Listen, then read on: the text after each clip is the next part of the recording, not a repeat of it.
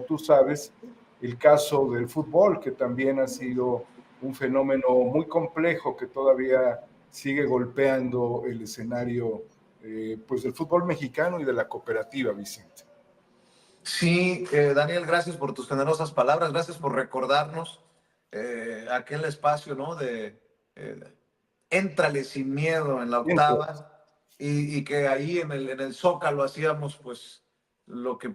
hemos podido hacer para darle voz a los que no han tenido voz y bueno, en este sentido pues hay que estar pendientes de lo que ocurra con un poder judicial podrido. No quiero ser mal pensado, querido Daniel Marmolejo.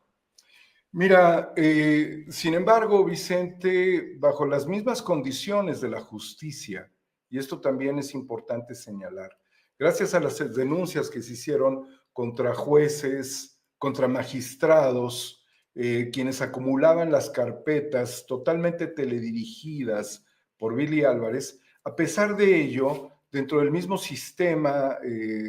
de procuración de justicia, de investigación, la UIF, que fue fundamental en esto, el trabajo del doctor Santiago Nieto, en un periodo, recordarás, espectacular de congelamiento de cuentas, de ataque al crimen organizado, de pues, investigaciones incluso sobre redes de pederastas en el estado de Tlaxcala, la estafa maestra y tantos otros fenómenos que se dieron de manera, yo diría, fabulosa durante todo ese tiempo. Se pudo obtener la información y la fiscalía llegó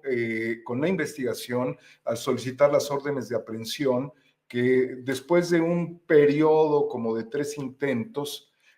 un juez de control con sede en el penal del Altiplano en Almoloya de Juárez finalmente liberó la orden de aprehensión, las órdenes de aprehensión. Y ha sido justamente dentro del mismo sistema judicial, a pesar de sus problemas, como se dio la captura de muchos otros sujetos, Vicente. De la red de Billy Álvarez hay muchas personas involucradas tanto en las estafas durante el tiempo de él como director general de la cooperativa y presidente del equipo de fútbol, pero era director general de la cooperativa y posteriormente pues a quienes siguieron violentando el Estado de Derecho y fueron aprehendidos también. Es una cantidad muy importante de personas vinculadas a Billy Álvarez quienes se encuentran en prisión actualmente. Es decir que todo este fenómeno es un maxi proceso judicial en donde tú has sido fundamental en el esquema de la denuncia pública y también las mañaneras del presidente López Obrador. Debo decir que estas investigaciones son muy complejas y que también llevaron en su momento a que el hermano de Billy Álvarez lo denunciara. Él denunció a su propio hermano por otras tropelías que se habían cometido al interior de la Cruz Azul. Entonces, tienes diversas órdenes de aprehensión, diversos procesos en este momento. Billy Álvarez entró al penal de máxima seguridad con los maleantes más peligrosos de nuestro país, incluyendo el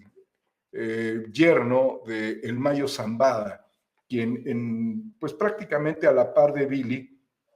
llega al penal de máxima seguridad. Entonces, la UIF y la Fiscalía Especializada en Materia de Delincuencia Organizada tienen al menos dos órdenes, dos carpetas abiertas en este momento y también pues hay otra por operaciones con facturas chuecas. Es una investigación adicional y aparte hay una del Fuero Común de la Fiscalía en la Ciudad de México por administración fraudulenta. Pero tienes mucha razón en poner atención porque estamos en un fenómeno transicional donde van a cambiar jueces, magistrados y ministros y muchos pueden buscar llevarse una tajada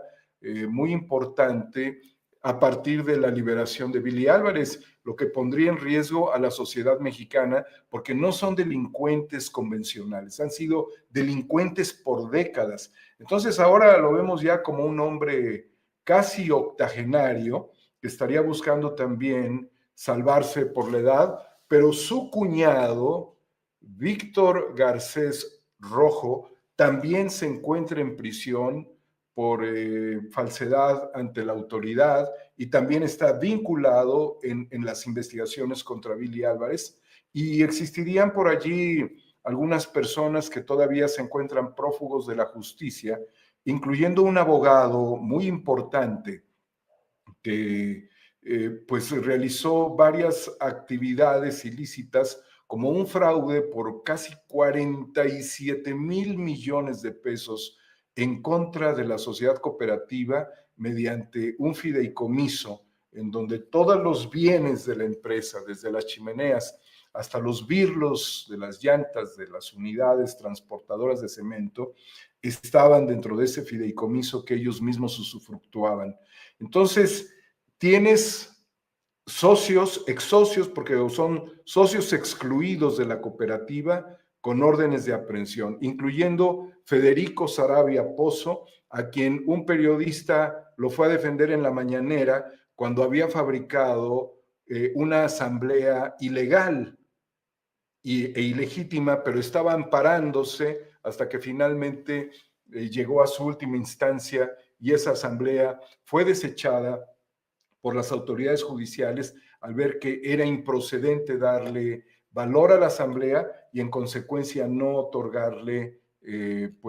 derechos de representación de la sociedad cooperativa. Sigue prófugo de la justicia. Entonces son socios excluidos, son abogados internos y abogados externos, incluyendo el ex director jurídico de la sociedad cooperativa. Son también integrantes de importantes despachos de abogados, incluyendo otro abogado muy famoso, Luis Miguel Campos, que incluso llegaba a salir en algunos programas de televisión hablando sobre el robo de viviendas, cuando él, mediante un montaje que fue a través de un arbitraje, falso arbitraje, pero tenían un árbitro a su favor, hicieron un arbitraje que judicializaron con sujetos a modo para tratar de obtener la planta y después transferírsela a Federico Saravia, la cara visible de Guillermo Héctor Álvarez Cuevas. Cantaban esto con mucha algarabía, pero estaban engañando a las autoridades fiscales y a las autoridades del Poder Judicial, quienes en el último momento resistieron a no entregarle a la empresa los activos, incluyendo la planta cementera del estado de Aguascalientes, donde ya había un grupo decidido a colonizarla de forma arbitraria, un arbitraje arbitrario, y se descubrió que todo esto era un fraude procesal. Luis Miguel Campos se le conocía por expropiar, por robar propiedades a personas de la tercera edad en lugares de alta plusvalía como Polanco, restaurantes como el restaurante Arroyo, que es un restaurante muy importante y con una larga historia en la Ciudad de México. También fue un litigio que él llevó. Entonces muchas personas salieron a reclamar a este abogado todas las tropelías que había perpetrado para despojarlo de sus bienes. Pues con la cooperativa no pudo, el Poder Judicial se detuvo, las autoridades del sistema de administración tributaria tuvieron dudas y algún juez en la Ciudad de México, pues sin comprender realmente el fenómeno, le estaba dando el banderazo a este fraude procesal. Todo eso se dio también, entonces ahí se vincularon despachos de abogados posterior, mucho más adelante de las órdenes de aprehensión contra Billy, o sea, se han mantenido en el intento. Y no olvidemos también, Vicente, el drama de la ejecución de varias personas, que al menos serían 8 personas ejecutadas en la planta cementera en Tula, Hidalgo, que estaba produciendo cemento huachicoleado, usando la marca ilegalmente, utilizando a una red de distribuidores y haciendo una operación contable muy independiente a la sociedad cooperativa, lo que demostró que también ahí hubo una administración fraudulenta dentro del esquema del secuestro de la planta de una cantidad muy grande de dinero. Entonces tenías guachicoleros o socios excluidos guachicoleando, abogados desarrollando un esquema arbitral para ocupar la empresa, ejecuciones y además acciones ilegales que debieron ser castigadas inmediatamente, como fue la alteración de las escenas del crimen, porque estas personas las movieron ya como cadáveres y las arrastraron hacia otro lugar. Finalmente, dentro de esa misma situación, hay una investigación que debería estar abierta por haber calcinado quizás a 2 personas en los hornos crematorios, lo que significa una desaparición, un homicidio de estas personas y la desaparición de sus cuerpos en hornos crematorios. Todo esto se pudo haber evitado junto con lo que nosotros en su momento señalamos muy claramente, Vicente,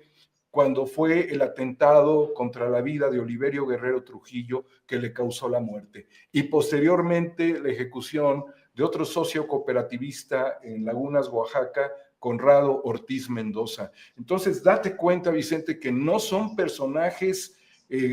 no son delincuentes simplemente de cuello blanco, son asesinos, son criminales, son gente dedicada al despojo y además de perpetrar todas estas cosas, han vivido amenazando la vida de quienes hemos investigado a profundidad. Pues Daniel Marmolejo, qué bueno que regresas a estas cámaras, a estos micrófonos de Sin Censura. Ya teníamos rato que no nos saludábamos y bueno, pues avanza y ya te estaremos molestando para seguir hablando de este tema y de otros, si así lo consideras prudente. Tú sabes que hemos sido muy respetuosos también de tu situación. Cada quien maneja sus cosas de diferente manera. Y bueno, tú también has sido muy respetuoso, muy solidario de nuestra situación desde que empezó.